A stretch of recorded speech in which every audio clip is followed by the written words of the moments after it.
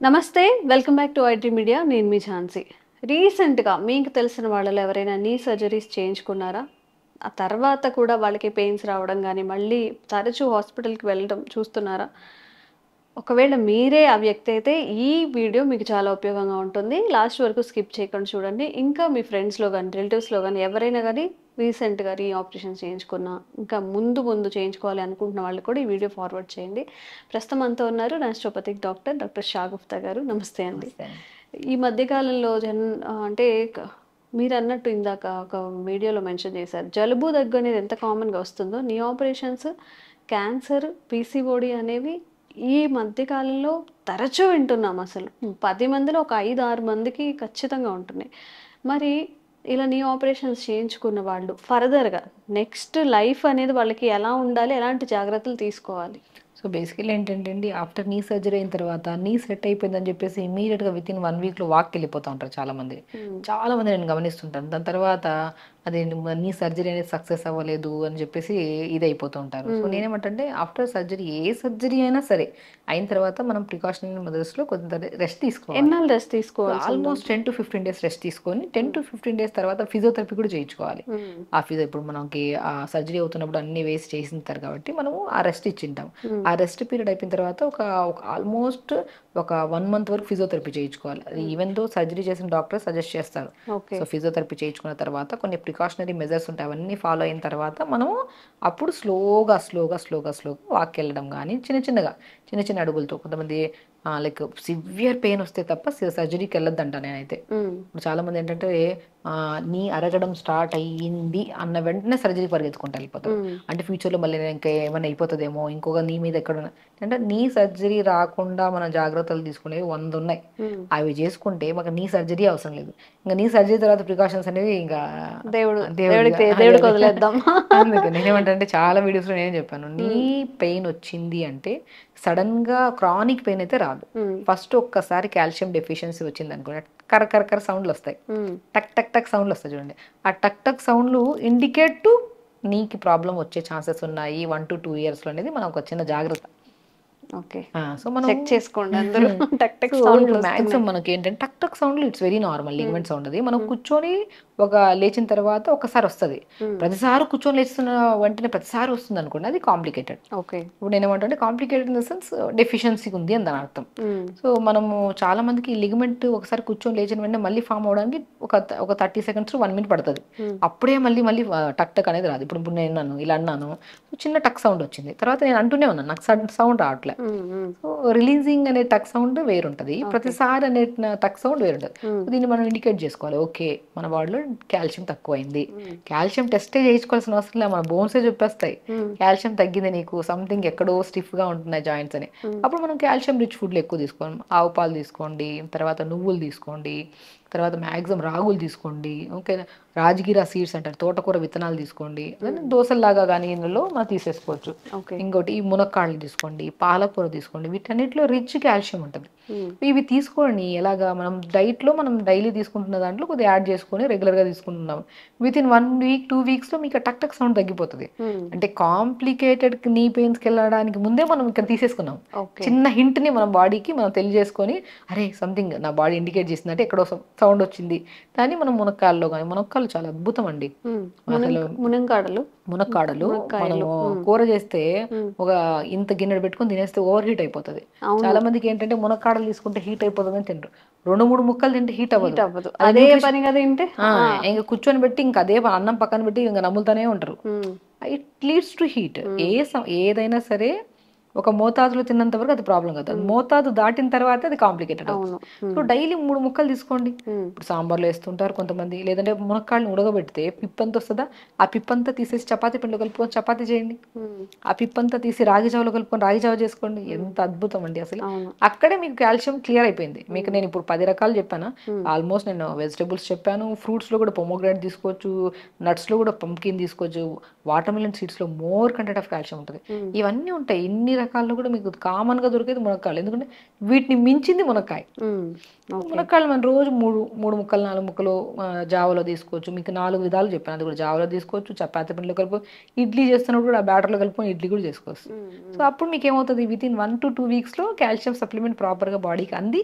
At least మీకు అది కూడా అందలేదని ఎవరు చెప్తారు, మీ బాడీ చెప్తుంది. ఆ టక్ టక్ సౌండ్లు కొద్దిగా కంట్రోల్ అవుతాయి. ఓకే. సో అది. సో నెక్స్ట్ పాయింట్ ఏంటంటే తిమ్మిరి, మోకాళ్ళ కిందన కానీ పట్టేసినట్టు తిమ్మిరి రావడము, కూర్చున్న లేసిన సపోర్ట్ తీసుకొని లెగడము, ఒక టైప్ ఆఫ్ డిస్కంఫర్ట్నెస్, ఇది సెకండ్ స్టేజ్ ఆఫ్. సో దీనికి ఏం చేస్తాం, B12 deficiency. So B12 deficiency మనం ఏం చేస్తాం, మ్యాక్సిమం నేను చెప్తుంటాను చాలా మందికి, పాలకూర కానీ తోటకూర కానీ, ఇప్పుడు మనం కొంతమంది నాన్ వెజ్ తినే వాళ్ళకి ఫిష్ తీసుకోమని చెప్తుంటాను. సో వెజిటేరియన్స్లో అయితే ఎన్ని వెజిటబుల్స్లో ఉంటుందండి బి కాంప్లెక్స్ విటమిన్ అనేది, ఆల్మోస్ట్ అన్నిట్లో ఉంటుంది. స్పెసిఫికల్గా ఒక దీని గురించి మాట్లాడుకోవచ్చు. ఇప్పుడు హయ్యర్ దెన్ మనం మాట్లాడుకున్నాం అనుకోండి, గోందు కతీరా అంటారు.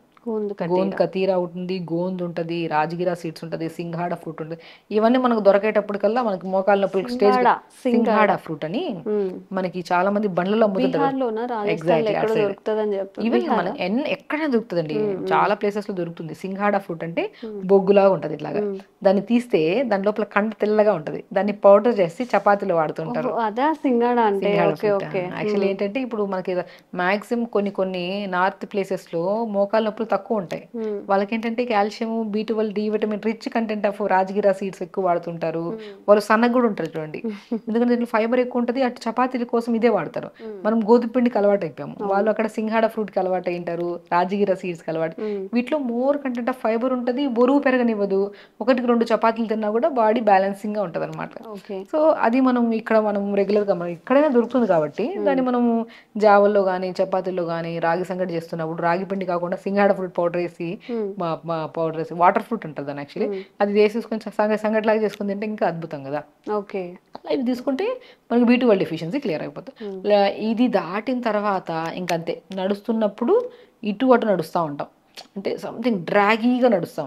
బాగా రన్నింగ్ చేసే వాళ్ళకు ఒక్కసారి డిస్కంఫర్ట్నెస్ అనిపిస్తుంది, వాళ్ళు స్లో రన్ చేస్తారు, లేదంటే కాళ్ళని ఈదుతారు లైట్గా. ఈ స్టేజ్కి వచ్చాక డి విటమిన్ డెఫిషియన్సీ, ఇప్పుడు B12, డి విటమిన్, ఐరన్ 3 డెఫిషియన్సీస్లు కూడా మనకి బికాస్ ఆఫ్ ఈ సిమ్టమ్స్ కనపడతాయి. ఈ 3 టెస్టులు చేయించుకోండి ఫస్ట్, అందులో ఏ వాపితే అబ్నార్మల్. ఇప్పుడు ఐరన్ డెఫిషియన్సీ అంటే నేను కొన్ని చెప్తాను. ఇప్పుడు బ్లాక్ కిస్మిస్ కానీ, అంజీర్ కానీ, తోటకూర కానీ ఐరన్ డెఫిషియన్సీ. ఐరన్ తక్కువ ఉన్నా కూడా కొన్ని నరాల బలహీనత రావడానికి ఛాన్సెస్ ఉన్నాయి. సో ఐరన్ కానీ B12 కానీ తగ్గితే ఫస్ట్ వచ్చేది తిమ్మిరి and type of burning sensation. ఇప్పుడు కాల్షియం తగ్గితే టక్ టక్ సౌండ్, B12 తగ్గితే డ్రాగీ పెయిన్ అనమాట, ఒక టైప్ ఆఫ్ ఏదో ఇంటర్నల్గా ఎవరో పట్టి లాగినట్టు ఉంటుంది నరాన్ని. సో వీటన్నిటిని మనం చూసుకొని, సో ఇవి మోతాదులో ఉన్నాయా లేదా. ఇప్పుడు మనం అనుకున్న డి విటమిన్ తగ్గింది, మష్రూమ్స్ తీసుకోండి. ఎన్ని లేవండి, pumpkin seeds, watermelon seeds, pool makhana, తామర గింజలు అంటారు చూడండి, అద్భుతం అసలు అవి. ఇవన్నిటిని మనము ఫుడ్ లో తీసేసుకున్నాం అనుకోండి, ఈ డెఫిషియన్సీని ఇక్కడే క్లియర్ చేసేసాం. ఇంకా తర్వాత మనకు మోకాళ్ళ దగ్గర ఎక్కడ డ్యామేజ్ అయ్యే ఛాన్సెస్, ఇవన్నీ డెఫిషియన్సీస్ అయ్యి మనం నెగ్లెక్ట్ చేసాం అనుకోండి, జాయింట్ కి జాయింట్ మధ్యలో సైనోవిల్ ఫుడ్ అవుతుంది, అది పక్కకు పోవడం వల్ల ఈ బోన్కి మధ్యలో ర్యాపిడ్ ఎక్కువైపోయి పెయిన్ రావడము, ఒకటి కాదు ఇంకా అలా కాంప్లికేషన్ అయ్యి లాస్ట్ కి నీ సర్జరీకి వెళ్తారు. ఆ నీ సర్జరీ అయిపోయిన వెంటనే ఇంకా సర్జరీ అయిపోయింది, మా ఇంటి పక్కన వాళ్ళు ఎవరో సర్జరీ చేయించుకున్న వెంటనే వాళ్ళు గంతులు వేస్తున్నారని చెప్పి గంతులు వేయడం స్టార్ట్ చేస్తారు. ఎవరు ఆఫ్టర్ నీ సర్జరీ తర్వాత మనము మన బాడీ వెయిట్ కూడా చూసుకోవాలి. సర్జరీ అయిన తర్వాత మనం బాడీ మెయింటైన్ కూడా చేసుకోవాలి వెయిట్ని. హెవీ వెయిట్ పెట్టుకుని సర్జరీ అయిన తర్వాత కూడా మనం వితిన్ 1 to 2 వీక్స్ మళ్ళీ మోకాళ్ళ నొప్పులు, ఆ వెయిట్ అంతా మోకాళ్ళ చెప్పు మీద పడుతుందా, ఈవెన్ మోకాళ్ళ నొప్పులు రావడానికి ఒక 70% కారణం ఒబేసిటీ, వెయిట్ ని కూడా మనం ఆఫ్టర్ సర్జరీ కూడా వెయిట్ ని మెయింటైన్ చేసుకోవాలి. తర్వాత మనం గెంతుదాము, ఒక టైం పడుతుంది. టైం బీయింగ్ లో ఫుడ్ మార్చుకుంటూ కొద్దిగా ఫిజియోథెరపీ చేసుకుని ప్రికాషనరీ మెజర్స్ తీసుకుంటుంటే ఆఫ్టర్ సర్జరీ తర్వాత ఇంకా లైఫ్ టైం పెయిన్ రాకుండా కూడా బ్యాలెన్స్ చేసుకోవచ్చు. చిన్న ప్రికాషన్స్ తీసుకొని చేసుకోవాలి. అండ్ ఎవ్రీడే నేను ఏమంటాను, నువ్వులను కానీ ఏదైనా ఉంటే జాయింట్స్కి అప్లై చేసుకోండి. నొప్పి వచ్చినప్పుడు కాదు, నొప్పి రాకముందే మంచిగా మోకాలకు అప్లై చేసుకోవడము, అరికాలకు రాసుకోవడం ఇవన్నీ చేస్తే, so prevention is better than cure అంటారు. సో మనకి మనం వచ్చిన తర్వాత క్యూర్ చేసుకునే పద్ధతిలో కాకుండా ఫస్ట్ ముందు నుంచి ప్రికాషన్స్ తీసుకుంటే బెటర్ కదా. ఇలా మెయింటైన్ చేసుకుంటుంటే ఏ సమస్య రాకుండా మేనేజ్ చేయొచ్చు. ఓకే. ఫస్ట్ మీరు ఒబెసిటీ తగ్గించుకోండి. మీ ఏజ్ కన్నా ఎక్కువగా కనిపిస్తున్నా, బాగా లావుగా ఉన్నా గానీ దాన్ని కంట్రోల్ చేసుకోవడానికి ట్రై చేయండి. మోస్ట్‌లీ 70% ఆఫ్ మోకాళ్ళ నొప్పులు గానీ, సర్జరీస్ కానీ వెయిట్ వల్లనే జరుగుతాయట. అండ్ మీ ఫుడ్ హ్యాబిట్స్ మేడం ఇప్పుడు ఏవైతే మెన్షన్ చేశారో అవన్నీ చక్కగా పోషకాలన్నీ వచ్చేలాగా ఫుడ్‌లో ఇంక్లూడ్ చేసుకుంటూ తింటూ ఉంటే మనకి జంక్ వైపు వెళ్ళే అవసరం కూడా ఉండదు. ఆ క్రేవింగ్స్ కూడా రాకుండా ఉంటాయి. మన హెల్త్ కోసం ఆ మాత్రం కూడా చేసుకోలేకపోతే up to you. Thank you ma'am. నమస్తే అండి. Sir, one life lesson what medicine has taught you. Whatever you can do without expecting. But I really believe మన పాజిటివ్ యాటిట్యూడ్ ఉంటేనే మనం ఏదైనా సాధించగలం. గట్ని మనం కరెక్ట్గా డీల్ చేసినట్లయితే అది మనకి పాజిటివ్ హార్మోన్స్ని రిలీజ్ చేస్తుంది. షుగర్ వచ్చిన వాళ్ళ పరిస్థితి ఏంటి? పొట్ట దగ్గర పెరిగితే దాన్ని ఆండ్రాయిడ్ అంటారు. ఆండ్రాయిడ్ ఫోన్ కదా. అసలు థాట్స్ ఎందుకు వస్తాయి? బ్రెయిన్ డెడ్ అంటే దానికి ప్రపంచం అంతా కూడా కొన్ని నిర్దిష్టమైనటువంటి లక్షణాలు ఉంటాయి. మానసికంగా ధైర్యంగా ఉంటే క్యాన్సర్ జయించవచ్చు. You are a doctor for a cause sir, అంతే. వాళ్ళకి వచ్చిన ఆదాయం కాకుండా ఫ్రీ సర్వీస్ ఎంతమందికో చేస్తుంది.